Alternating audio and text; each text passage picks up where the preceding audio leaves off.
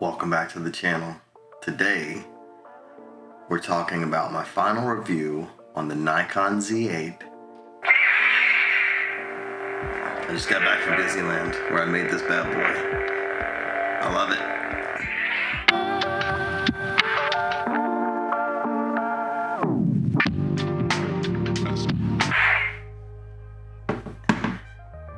And for all my Star Wars nerds out there, another Comic-Con shirt. It's one of my favorites. Super comfortable. Alright, now that we have the nerd-isms out of the way, let's get started. I'm Wesley. I'm a wedding photographer, portrait, event, family photographer as well. I also shoot street photography. It's a huge passion of mine. And let's add YouTuber to the mix now. This is my 13th video, I think. I'll correct it somewhere up here. But I've fallen in love with creating videos. And I'm learning more with each edit, and I hope you guys are enjoying these YouTube videos. I'm enjoying making them. I put out a video recently, it's not two. I put out a video a couple weeks ago talking about things I learned after shooting 2 weddings with the Nikon Z8. Since then, I've taken it out to countless street photography outings. I've taken it to Ireland. I vlogged some with it. I've shot several videos with it for the YouTube channel. And I think I've got my thoughts, well-rounded opinion after using it throughout the last several months. First, let's go over the specs. It's a 45.7 megapixel stacked full-frame sensor. It can shoot up to 20 frames per second RAW and up to 120 frames per second with JPEG. It shoots internal 12-bit 8K in RAW and 4K ProRes RAW. The dimensions are 5.7 inches wide, 4.7 inches tall, and 3.3 inches deep. It weighs 910 grams or about 2 pounds. And the autofocus specs, which I think is one of the most important things with this Nikon Z8, shoots down to -9 EV or 9 stops down in exposure using 493 autofocus points. It's phase detect and contrast autofocus, which is pretty standard in the industry these days. But what does that all mean? I'm going to quote Flossie Carter again, you know I am. Flagship specs, bro. Flagship specs. So my personal thoughts on this camera, it's the best camera I've ever owned. Like I said before, it's not my favorite camera, but I've owned a lot of cameras over the years, including Sony A7R II, Sony A7 IV, Fuji X-T4, X-T5, X-H2, X-H2S, X100V, the Nikon D3500, the Z5, the Z6 II, the Z8, and the Zf. I've even tested the ZFC at one point in time. I owned a Canon R. Let's add the Pentax ZX50 to the mix from the 90s. I owned that as a film camera, and I own the FM2. Put it this way, I've owned a lot of cameras. A lot. The only ones I really haven't owned extensively are Panasonic. I even had a Leica Q2 at one point in time. TLDR, it just works. This bad boy is a turn it on and use type camera. Once you get it set up, and once you get the settings dialed in, unless you're changing the style of photography or something you're doing, you don't have to do anything at all. It has auto subject detection, auto eye detection. In video mode, auto flicker detection.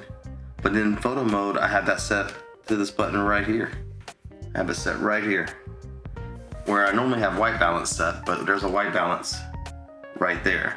So you really don't need to have it on the function button here, so I set that for flicker reduction.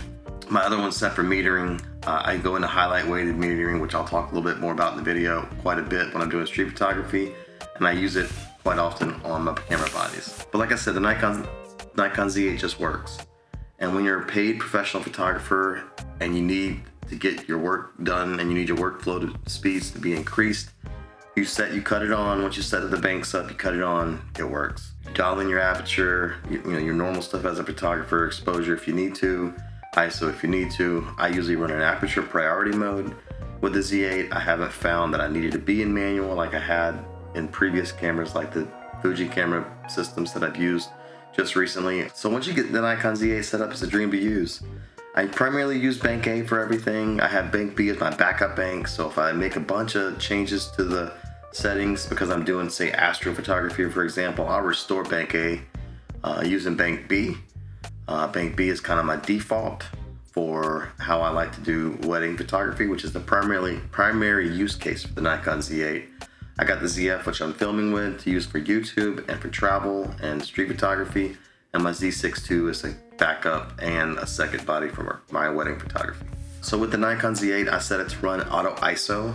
I set my ISO range to 32,000, so it doesn't go any higher than that. I typically really don't want it over 12,800. I use aperture priority. I use my exposure comp to kind of dial things down. I have my shutter speed set to a minimum of 100, 1/100. So my shutter speed should never drop below that when I'm in aperture priority mode. And if it does, it's because it's reached my ISO limit, and it has to. Like I mentioned before, it has auto subject detection, so I don't really have to change that. I used to have to, on my Fuji cameras, I used to have to go into the menus every time to change the subject that I was shooting, and I have to go and turn on eye autofocus.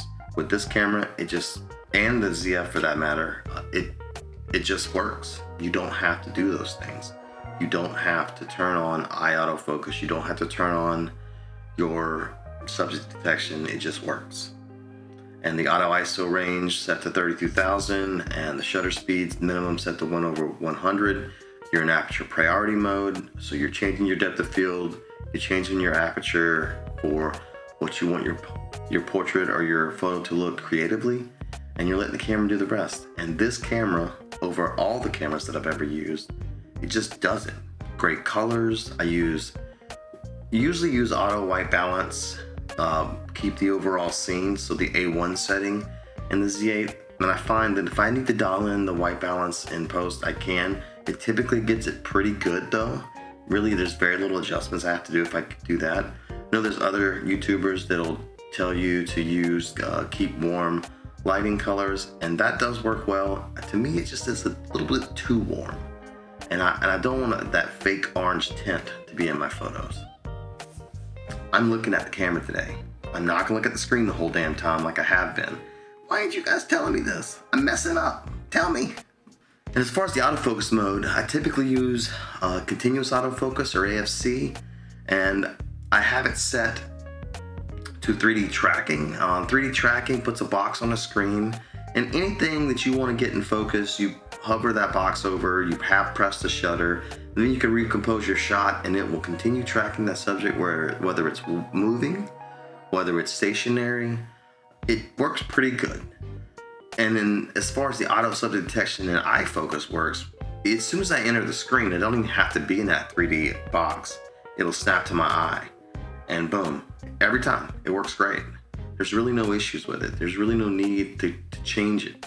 The only time I would change my type of autofocus is if I'm in a wedding and I really need to make sure that I'm capturing or getting the eye in focus, and there's a lot of other people and it really is jumping around, then I'll change it to one of the smaller box modes, and I'll have it in continuous autofocus, and I'll move the box around to where I need it to be to focus in that spot. I've rarely had to do that though. The 3D tracking autofocus works fantastic. So let's talk about highlight weighted metering. Like I said, I have my metering set up here on this function button, and I have flicker reduction set up here for when I'm in photo mode, so that I can turn that on quickly when I go indoors and there's a lot of LED lighting. It'll help sync up with the frequency of the lights, so you don't see a bunch of wonky lights in the photo. But highlight weighted metering, why do I use it, and what is it for? So highlight weighted metering ensures that the highlights are exposed properly, and it will underexpose some of the darker areas. But with the dynamic range of this camera and all the other Nikon systems that I've had, to be honest, to date, you're able to bring those shadows back with minimal noise, and you don't overexpose your highlights. And what that does, it allows you to have a lot more detail in your highlights than you otherwise would. Also, if you're trying to paint a scene with light, and you're trying to use negative space and light to create like a dynamic street photography type scene, I'll share some images throughout the video. Highlight weighted metering just helps your camera do a lot of that work for you in camera, so you don't have to do it creatively with a lot of masking. Again, like I said, you can bring the shadows back, and if you need to, I like the negative space. I use the light to paint my subject often, so highlight weighted metering allows me to, like I said, get it right in camera, so I don't have to do all these adjustments to contrast and shadows and black levels in Lightroom. And I haven't seen the Sony or Fuji, or I haven't really messed with Canon enough to tell you, but I haven't seen the other camera manufacturers do this other than Leica and Nikon. Okay, let's talk about some of the pros of the Nikon Z8. So the first one I wanted to go over is the skin softening. It has built-in skin softening. With a 45 megapixel high resolution camera like this, if you don't soften their skin in post, you're gonna see every pore, every hair, every wrinkle, every imperfection on a portraits. And doesn't make for a pleasing photo. So this thing has built-in, Nikon Z8 has built-in skin softening, which allows you to kind of keep the details in the eye, keep the details in the eyelashes, but soften the skin and smooth it out some, so that when you're editing a photo, a high megapixel photo like this, you don't have over sharpened skin, which doesn't make for a pleasing photo. Other feature that I like about this camera is the portrait impression, which will help adjust the hues in the skin so they're not overly red or pink. Portrait impression, I haven't used it a ton, but I do plan on testing it out some more, and I'll let you guys know how I find it works. Like I talked about earlier, one of my other favorite features is the 3D autofocus, or 3D tracking autofocus. It just takes a lot of the guesswork out of the autofocus. You put the box over what you want to focus on. As long as it's not a human. If it's a human, it'll see the eye and it'll zap right to it. You don't have to do anything there. But you put the box on what you want to focus on. You recompose your scene. If the subject is moving, it'll continue focusing on that, and you take the picture. So say you're trying to do a panning shot of a car. 3D tracking autofocus would be fantastic for that. Say you're trying to do a moving subject like a bride walking down the aisle. 3D tracking autofocus is perfect for that. I tend to use it 99% of the time. Another pro of the Nikon Z8, illuminated buttons. This helps in a dark reception hall, helps when you do astrophotography, backlit buttons. I don't know why they're not on every camera. Another pro, it has the sensor shield. What happens is what it used to be the shutter, the Nikon Z8 doesn't have a shutter. So it's what used to be a shutter curtain drops over the sensor. It closes when you turn the camera off. This allows you to switch lenses with the sensor covered, and that allows you to reduce the chance or the likelihood of getting dust in your sensor, which means you have to then clean your sensor. And a lot of us, me included, to be honest with you, are a little scared to clean our sensor. You know, what if you mess something up? It's a very expensive camera. Now your sensor is scratched because you didn't do something right, and you gotta pay to get it repaired. So the sensor shield cuts down on dust, which means you have to clean it much less often. Some of the other ones, the pros, highlight weighted metering. I already talked extensively about that, but the highlight weighted metering, huge pro. Some of the other pros are going to be great ergonomics, great build quality, great water resistance. Oh, and obviously dual card slots, which is imperative. If you're doing anything paid, any paid work, you always want to have your work backed up on a second card. Cards fail, people. That is a huge pro of this camera and any of the cameras that I own. I will not buy a camera that doesn't have dual card slots. So let's talk about some of the cons of the camera. Starting with number one, and I know this is controversial, but the tilt screen, this thing. I like it when I'm doing photography, but come on guys, like, this is all we're gonna do here? We're gonna go this way and up and down, that's it. Now I do at least. I did when I didn't when I wasn't doing YouTube, but now I need a flippy screen. I had to buy this ZF. Well, I was gonna buy the ZF anyway, but I bought the ZF because I had the flippy screen and it allowed me to film and see myself, although I don't wanna look at the damn screen the whole time, but it allows me to see myself and make sure I'm in focus. Take a note from Sony and the A7 R5, I believe it is, and put that 4-way tilty flippy screen on there, or whatever the heck it's called. But it does the same thing that this camera does. It does this thing, but it also flips out. Put that bad boy on here. The Z8 II needs to have the flippy 4-way tilty screen, or whatever you call it. That's a con. Come on, Nikon. Another con is it's a little bit bigger. As you can see here, show you here. This is the Z6 II right beside it. It's a little fatter, a little larger. a little thicker. It's quite a bit heavier, 610, 630, 610, 910. So not quite double, but it's quite a bit heavier. But they pack a lot in here. So, and it is good ergonomically. All right, I'll take it away. But it is big. Something you guys might not care about, but I did when I first got it. A con of this is no shutter clunk. It just flickers on the sides of the screen. That's all it does when it takes a picture. Well, if you're not careful, you will overshoot or not notice that you actually shot the photo and keep shooting, or you just won't notice that you're taking pictures and you won't be cognizant of it and you will overshoot. So it's just something to be careful with this. You'll learn, you'll figure it out, but no shutter clunk. I miss it. And another con is there is less third-party support.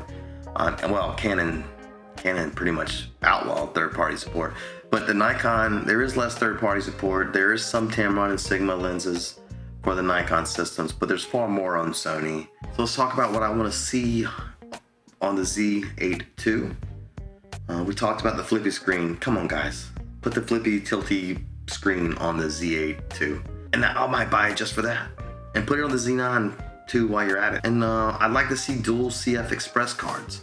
What if I want to back up my video to a second card? Right now I can't do that. There's no option for that. With the CF Express, dual CF Express, I may be able to do that. Put two CF Express cards in the next Z8. This is a pro camera. We need pro features, like being able to back up our video. And the last con, ditch the banks. The banks are dumb. I know you were trying to copy the D850 and you're trying to bring D850 folks from the mirrored camera to the mirrorless world. But for us that don't care about that stuff, we don't want the banks. I love having, and let me get this thing to focus. I love having use U1, 2, and 3 on here. Put dedicated user settings that you can save and back up and rename on the next one. Or just put a firmware update in and take these stupid banks away. We don't need them. So another thing, I want to compare these to similar cameras from other manufacturers in the same price point area or same area. So we're gonna start with this A7R5, which is close to the comparison price point to the Z8. Although the Z8 is often on sale, like it is right now, and you can get it for a little bit less than the A7R5. But let's compare it. Sony has 61 megapixels compared to the 45 megapixels on the Z8. That could be good or bad. It just means even larger file sizes. So be cognizant of that. It has the tilty flippy screen. Oh my goodness, I want the tilty flippy screen so bad. But I do not want Sony colors. It has image stabilization down to 8 stops versus 6 stops on the Nikon system. On the Nikon Z8, the autofocus goes down 7.5 stops, but on the A7R5, it's only 4 stops. And if you ask me, that's not enough. If it's in a dark environment, I want this thing to focus. Now we all know Sony's focus system is top notch, but this will focus down to even lower light. And you got this bad boy.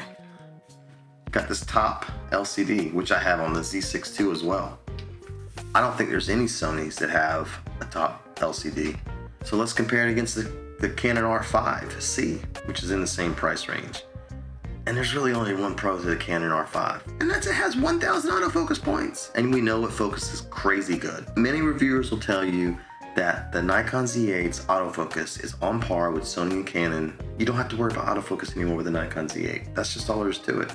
So Canon's autofocus is better on paper, but it doesn't make a difference in the real world. And then we go back to the Nikon, compared to the Canon, stacked sensor, less rolling shutter, top LCD, illuminated buttons, full-size HDMI. There's so many great ergonomics. There's so many great features of the Nikon's fantastic glass. You don't have to worry about autofocus anymore. So in my opinion, the Z8 beats the Canon R5C. Let's not forget about IBIS.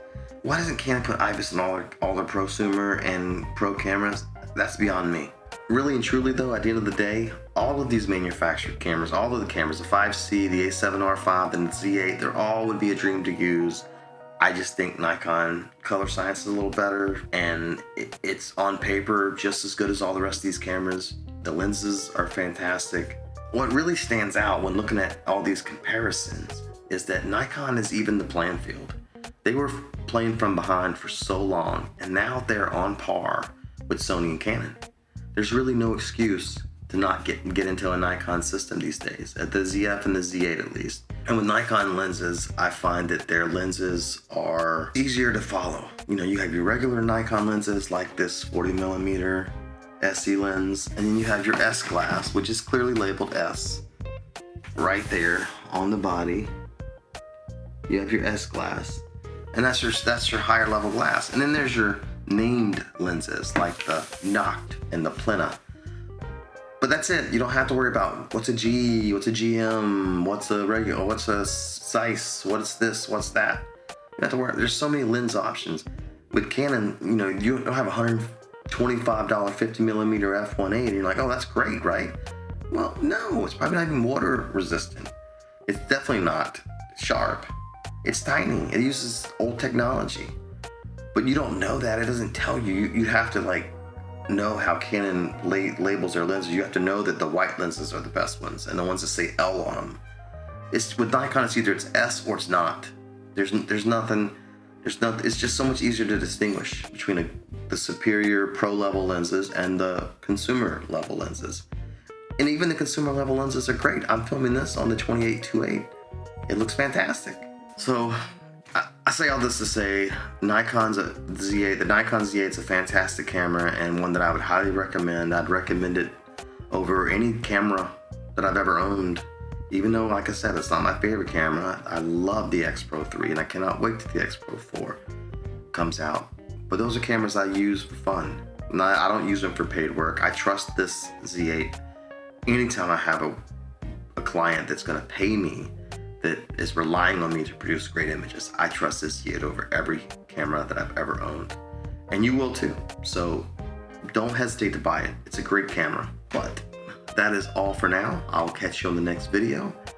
Thank you for watching. I'm out of here. Peace.